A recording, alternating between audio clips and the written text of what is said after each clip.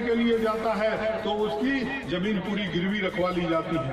लेकिन जो 10,000 करोड़ रुपए का कर्जा दिया गया, उनकी कोई गारंटी नहीं है, उनकी कोई जमीन गिरवी नहीं है, उनकी पूंजी गिरवी नहीं है।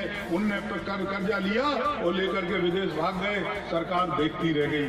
मित्रों, आज किसान जो है 1 लाख 2 लाख रुपए नहीं दे पाता है तो उसकी जमीन नीलाम हो जाया करती है, उसको आज न्याय नहीं मिल पा रहा है। इन गरीब किसानों के खून पसीने की कमाई को लेकर के लोग बाहर चले गए। इसलिए साथियों, कहना चाहते हैं कि आज जो परिस्थितियां हैं, उन परिस्थितियों में जो सरकार है, उस सरकार ने अपने वादों को पूरा करने का काम नहीं किया।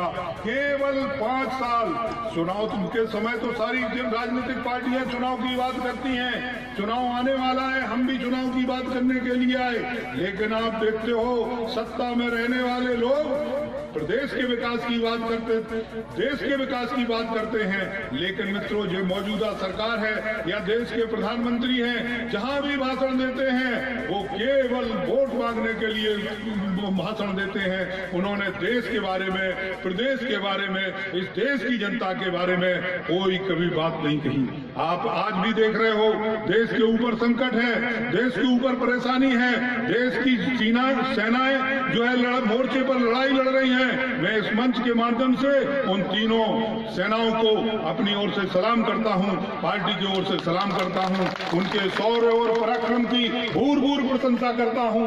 लेकिन मित्रों, आप ये भी जान लो कि उन पराक्रमी लोगों की, जहां वो लोग शहीद हो रहे हैं, जहां वो लड़ाई मोर्चे पर लड़ाई लड़ रहे हैं, लेकिन उसमें भी हमारे देश के प्रधानमंत्री वोट मांगने से नहीं चूकते। जहां भी एक भी दिन आपने देखा होगा 40 लोग शहीद हो गए, 50 लोग शहीद हो गए, लेकिन देश के प्रधानमंत्री ने एक भी दिन अपना कार्यक्रम वोट मांगना कम नहीं किया। इत्तेफाक था कि 14 तारीख को यह घटना हुई थी और 15 को झांसी में प्रोग्राम था, झांसी में दहाड़ के वोट मांगने का काम कर रहे थे। लोग शहीद हो जाएं, लोग मर जाएं, लोग जो है किन परिस्थितियों से गुजर रहे हैं, लेकिन इन्हें केवल वोट दिखाई दे रहा है। वोट के लिए ये हिंदू और मुसलमान में झगड़ा करा सकते हैं, वोट के लिए सवर्ण और हरिजनों में झगड़ा करा सकते हैं, जाति के नाम पर आपस में बांटने का काम करते हैं। देश के तमाम हमारे जो पूर्वज हैं, हमारे नेता हैं, जिन्होंने देश की आजादी में लंबी लड़ाई लड़ने का काम किया, जिनके संघर्षों के बाद आज हमारा देश स्वतंत्र हुआ, ऐसे लोगों को अपमानित करने का काम करते हैं। आपने देखा होगा, अभी तो आ गए बहुत से लोग जो इनके संगठन के लोग हैं, जो इनके साथी संगठन है, वो जो है अब तो महात्मा गांधी को भी गाली देने लगे, महात्मा गांधी को गालियां दे रहे हैं, नाथूराम गोडसे को महात्मा बता रहे हैं, उनके पुतले में गोली मारने का काम कर रहे हैं। कैसा देश, कैसा समय आ गया। लोग, जिन लोगों ने देश की आजादी के लिए, महात्मा गांधी कोई छोटा व्यक्ति नहीं था, महात्मा गांधी एक ऐसा व्यक्ति था कि आज भी पूरी दुनिया जिसको की कदर करती है। आज दुनिया के बहुत देश हैं जहां महात्मा गांधी की पूजा होती है आज, लेकिन हमारे देश में केवल वोट के खातिर लोग, हमारे देश के जिन लोगों ने देश में आजादी के लिए शहादत दी, उनका हंसी और मजाक उड़ाने का काम और वे लोग कर रहे हैं। हम भारतीय जनता पार्टी के नेताओं से पूछना चाहते हैं, आरएसएस के नेताओं से पूछना चाहते हैं कि वो बताएं कि उनके कितने लोग थे जिन लोगों ने देश की आजादी में संघर्ष किया।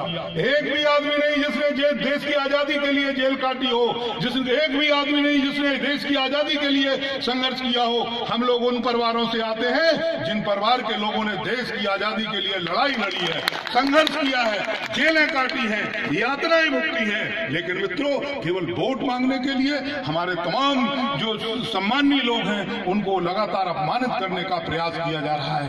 किस तरीके से गांव ऐसे हैं जहाँ पीने का पानी नहीं है, लोग 2-2 किलोमीटर दूर बुढ़ा के पास गए थे।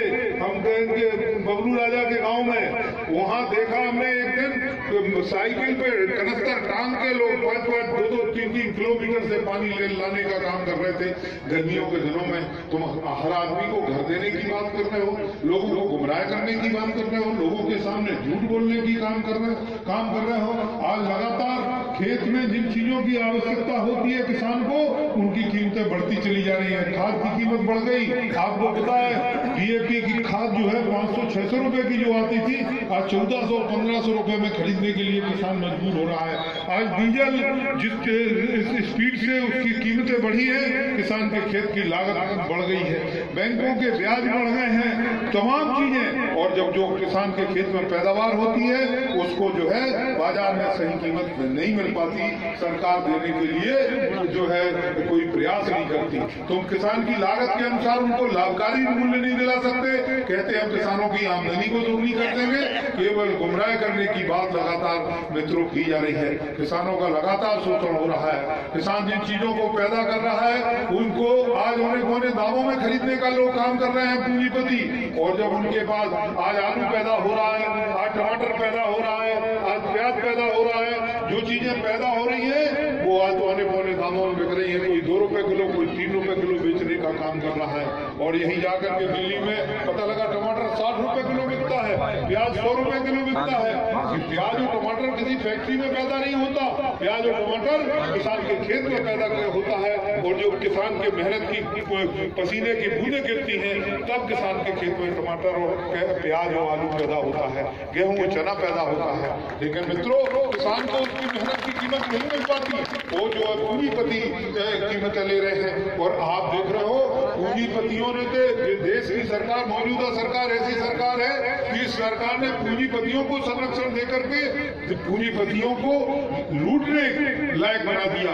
आज तमाम पूंजीपति ऐसे हैं, अडानी है, अंबानी है, माल्या है, मोदी है, तमाम लोग आज लाख मतलब हजारों करोड़ रुपए लेकर के, विजय माल्या 10,000 करोड़ रुपए लेकर के लंदन चले गए।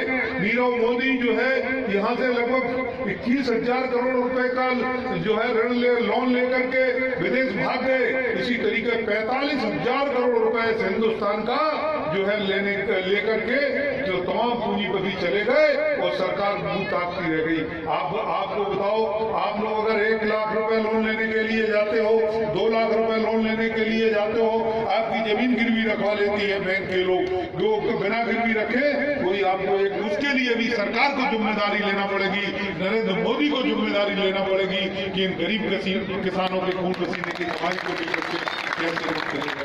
मित्रों, आज इसलिए हम आपसे